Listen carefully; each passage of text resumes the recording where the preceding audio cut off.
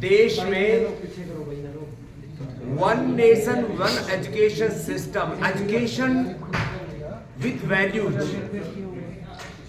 Education में सनातन बोध हो, भारत बोध हो, भारत की समग्र सांस्कृतिक, सामाजिक, आर्थिक, राजनीतिक, धार्मिक जो विरासत है उसको एक साथ लेकर के हम आगे बढ़े। इतिहास में बच्चे सही इतिहास पढ़े, मैथमेटिक्स में वैदिक मैथमेटिक्स, साइंस में वैदिक साइंस भी पढ़े, और उन सब बच्चों के अंदर भारत की एकता, अखंडता, संप्रभुता का भाव, राष्ट्र धर्म, राष्ट्र हित, राष्ट्र प्रेम सर्वोपरि है, ये भाव चेतना रहे। बच्चों का मानस ऐसा गढ़ा जाए, उनके भीतर एक तरफ शौर्य, वीरता, पराक्रम हो, और ऐसा व्यक्तित्व, चरित्र, नेतृत्व हो उनका कि वो मात्र ग्लोबल सिटीजन ही नहीं, वो डिवाइन सिटीजन भी बने और वो कॉस्मिक सिटीजन बने। कॉस्मिक एनर्जी से वो अलाइन हो, उनकी जड़ें जुड़ी हो अपने सनातन बोध में, और वो शिखर आरोहण करे, पूरे विश्व में नए प्रतिमान घड़े।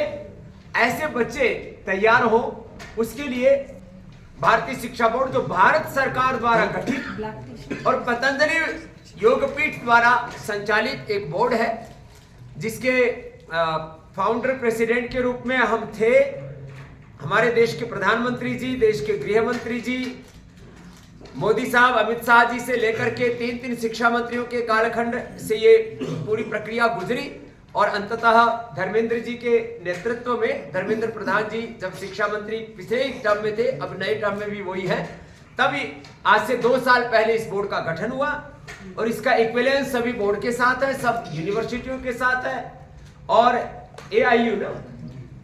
AIU से पूरा इक्विवेलेंस है, और 16 स्टेट्स ने इसको एक NOC जो होती है, एक औपचारिकता होती है, क्योंकि शिक्षा केंद्र और राज्य दोनों का अधिकार क्षेत्र में आता है, लेकिन अब ये राष्ट्रीय स्तर का बोर्ड है, और शिक्षा की एक अभिनव क्रांति होगी।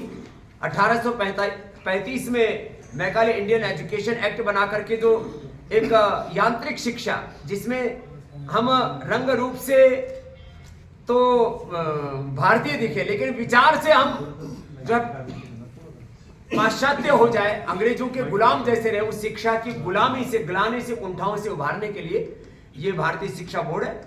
मुझे आज प्रसन्नता है कि निशा के 10,000 से ज्यादा स्कूलों ने हमारे कुलभूषण जी के मार्गदर्शन, नेतृत्व में आज एक साथ भारतीय शिक्षा बोर्ड से संबद्धता के लिए यहाँ पर संकल्प व्यक्त किया है।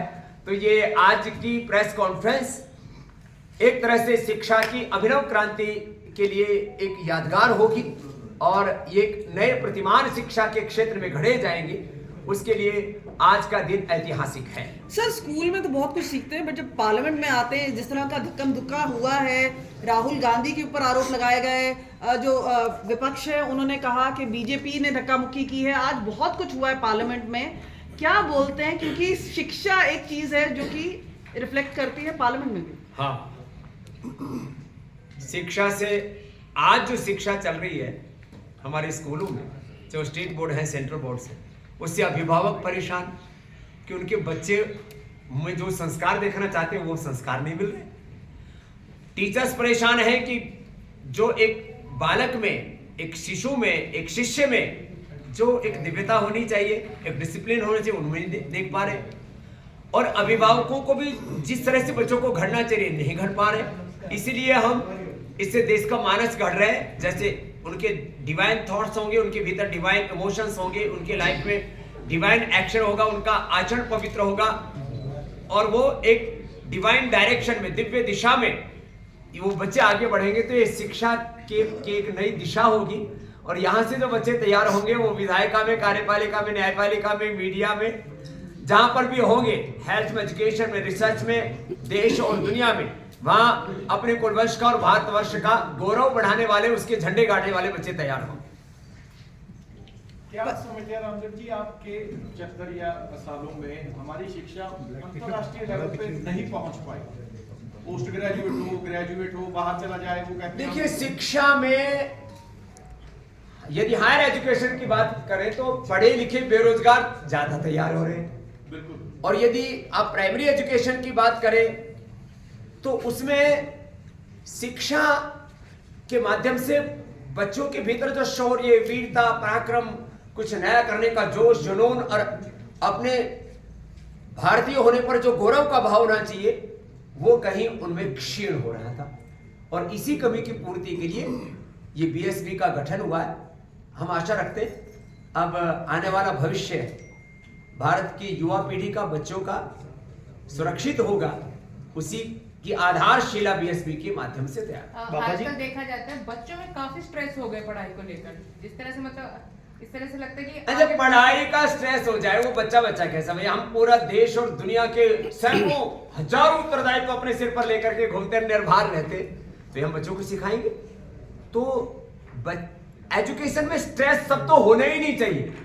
बचपन में स्ट्रेस आ गया तो जिंदगी कैसे गुजरेगी? फिर तो ब्रेन स्ट्रोक होगा, फिर तो हार्ट अटैक ही हो गया, फिर तो बच्चा जो है सुसाइड करेगा।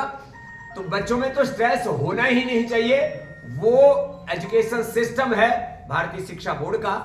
रही बात जो है बाकी बच्चों में क्या, स्ट्रेस तो पूरी सोसाइटी में है। हिंदू के नाम पर, मुसलमान के नाम पर, ब्राह्मण, क्षत्रिय, वैश्य, शूद्र, दलित के नाम पर, आदिवासी वनवासी के नाम पर, किसान और जवान के नाम पर, देश में अलग अलग प्रकार की भाषाओं के नाम पर, क्षेत्र के नाम पर लड़ाइयां चल रही हैं। अखंड भारत बनाने वाला, अखंड भारतीयता का विचार और संस्कार देने वाला कोई बोर्ड है तो भारतीय शिक्षा बोर्ड है। क्योंकि आपने कहा कि स्ट्रेस रिलेटेड फैक्टर किसान भी है, पंजाब की पावन धरती पे है, किसान बैठे हुए हैं, अभी भी नाराज हैं, कहीं कोई ना बीच का रास्ता नजर नहीं आ पा रहा है। जगजीत दल्लेवाल है, उनकी तबीयत बहुत खराब चल रही है, सुप्रीम कोर्ट ने भी उस पर टिप्पणी की है। आप एज अ सिटीजन और क्योंकि आपका स्टेचर इतना ज्यादा है, क्या बोलना चाहते हैं इस पूरी स्थिति पर?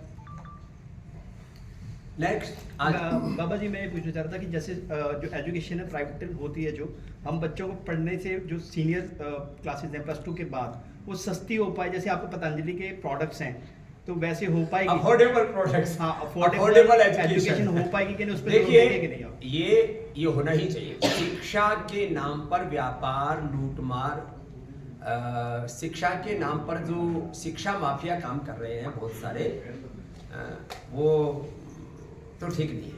शिक्षा एक तो हमारे जीवन की एक मूलभूत आवश्यकता, और मैं तो कहता हूँ 10वीं 12वीं तक तो शिक्षा यदि निःशुल्क हो तो बहुत अच्छी बात है, लेकिन सरकार उसको नहीं कर पा रही है। तो वो भी अफोर्डेबल प्राइस में मिलनी चाहिए। विद्यालय भी चलते रहे, उनमें भी लोग 25, 50, 100, 200 करोड़, कुछ लोगों ने तो हजारों करोड़ रुपए एजुकेशन में इन्वेस्ट किया हुआ है। तो एक इसमें मध्यम मार्ग शिक्षा में अपनाया जाना चाहिए। यद्यपि आर्थिक तौर पर सरकार ने ऐसा तय किया हुआ है कि आप जो भी एजुकेशन सोसाइटी चलाएगी, किसी कॉर्पोरेट हाउस को education as a business run करने का राइट नहीं है, लेकिन लोग उसमें रास्ते ढूंढ लेते हैं। तो उसके ऊपर तो जरूर हमको कुछ लगना चाहिए। बाबा जी एक सवाल रह गया सर, जो भी किसानों का मामला, जो साथी पत्रकार, देखिए आज मैं एजुकेशन पर ज्यादा बात करना चाहता हूँ क्योंकि बहुत सारे अभी देश में गंभीर मसले हैं। तो उस पर यदि अब हम एक दूसरी बहुत से गंभीर मसले हैं उस पर बात करें, मसला सर एक बाबा जी, एक मसला ये है कि आज से 12 साल पहले आपका स्टैंड था काला धन 1000 लाख करोड़ रुपए का, और दूसरी बात भ्रष्टाचार, और तीसरी बात महंगाई, और चौथी बात बेरोजगारी। उसमें इन 10 सालों में क्या चेंजेस आई हैं उसके बारे में? 1 लाख से ज्यादा लोगों को हमने रोजगार दिया है, डायरेक्ट इनडायरेक्ट कर 5 लाख लोगों को दिया, अभी 5 लाख लोगों को और देंगे 5 साल। 142 करोड़ की पॉपुलेशन में। अरे भाई, मैंने 5 लाख को तो दे दिया, आपने कितनों को दिया? हम तो खुद बेरोजगार घूम रहे हैं। हाँ, आपके लिए प्रबंध करें। बाबा जी वादे आपने किए थे। देखो बाबा जी, वादे आपने किए। पॉलिटिशियन नहीं हूं मैं, एक समाज का एक नागरिक हूं। एक समाज के, देखो हंसी मजाक की बात अलग है, आप प्रश्न करते हैं, हम प्रति प्रश्न कई बार कर देते, लेकिन आप ये बताओ, एक देश में साधु होने के नाते मैंने देश के लिए अच्छा किया है, बुरा किया? लेकिन 1,000 लाख करोड़ रुपए का जो डेटा था, मैं बता रहा हूँ, मैंने देश के लिए कुछ अच्छा किया या बुरा किया? लोकपाल मैंने अच्छा करने की कोशिश मजबूत की, लोकपाल की मांग रखी कर थी रहा आपने, हूँ और उसका क्या करूंगा। बाकी भाई मैं ना प्रधानमंत्री, ना राष्ट्रपति, ना किसी सूबे का मुख्यमंत्री। मजबूत लोकपाल की मांग भी आप ही ने रखी थी। ठीक है, वो बात एकदम सही है। You are 100% right, I will fight. Sir आप क्या बस। कहेंगे अभी इवेंट के बारे में? सर ये लेकर sir one nation one election, one nation one education system, one nation one law, एक देश एक झंडा एक संविधान, ये अच्छी बातें हैं। अब इन अच्छी बातों को पूरा करने के लिए एक लंबे संघर्ष से, चुनौती से तो गुजरना ही पड़ता है, वो चल रहा है। एजुकेशन का सवाल है, मदरसे, गुरुकुल, मिशनरी स्कूल, एजुकेशन में धार्मिक कट्टरता कितनी जरूरी रहती है? अभी गुरुकुल भी बीएसपी से जुड़ रहे हैं, बहुत से चर्च वाले स्कूल भी जुड़ रहे हैं। आज आपने देखो मदरसे जुड़ रहे हैं, और जम्मू कश्मीर के तो 200 स्कूलों ने, श्रीनगर के, और जम्मू कश्मीर के, ये बड़ी ब्रेकिंग न्यूज है, आप लोग बहुत ब्रेकिंग ठोकते हो। ये देश की बहुत बड़ी ब्रेकिंग न्यूज है। अनंतनाग क्षेत्र के, श्रीनगर क्षेत्र के 2000 स्कूल भारतीय शिक्षा बोर्ड से जुड़ रहे हैं। इससे बड़ी बात और क्या हो सकती है? शिक्षा की क्रांति का प्रारंभ हो चुका है यहाँ पंचकुला की धरती से। बाबा जी, एक आप ही के जवाब से एक सवाल है। आप कह रहे हैं कि अभी की मॉरल वैल्यू, अभी की एजुकेशन में मॉरल वैल्यू नहीं है, बच्चे पे स्ट्रेस है, एक माफिया है। बीएसबी ऐसा क्या खत्म कर रहा है? माफिया खत्म कर रहा है देखो या मॉरल वैल्यूज दे रहा है? बीएसबी ऐसा क्या इतनी देर करेगा? तो आप सुने हो सारी बात। नहीं, मूल्य एक बार बताओ। देखो, सर आप एक मिनट देखो, दो मिशन बात। क्या है? एक होता है BSP स्कूल, का। स्कूल चलाना, एक होता है बोर्ड चलाना। बोर्ड जो है वो कैरिकुलम, एग्जामिनेशन, स्कूल के वैल्यूज, डिसिप्लिन, एनवायरनमेंट, हमारे बच्चों का प्रबोधन, अभिभावकों का प्रबोधन, एक इस तरह से व्यक्तित्व घड़ने का काम है। तो हम लोग जो है वो स्कूल नहीं चला रहे। हाँ, मॉडल स्कूल हमने जरूर बनाए बीएसबी के, पतंजलि गुरुकुलम, आचार्य कुलम, आप आके देख सकते हैं। और अभी हजारों मॉडल स्कूल आप हर स्टेट में देखेंगे, तो अपने आप ही जो एजुकेशन माफिया है वो नीचे आ जाएगा, और शिक्षा का जो सही स्वरूप है वो देश के सामने आएगा बीएसपी के माध्यम से। बाबा जी, सर अम्बेडकर को जो लेकर पार्लियामेंट में विवाद हुआ है, कैसे चलो, देखते हैं? अरे भाई, एजुकेशन पर कुछ कुलभूषण भूषण जी आप भी तो सर अम्बेडकर भी शिक्षा का जो भारतीय शिक्षा एक बोर्ड मिनट, एक मिनट, कुलभूषण। भारतीय शिक्षा बोर्ड और जो राइट टू एजुकेशन है, उसमें आप ये ना कितना वो समझते हैं कि उसको आप कितना वो करेंगे? हम तो उसी के उन्हीं के सिद्धांतों पर काम कर रहे हैं। हाँ जी।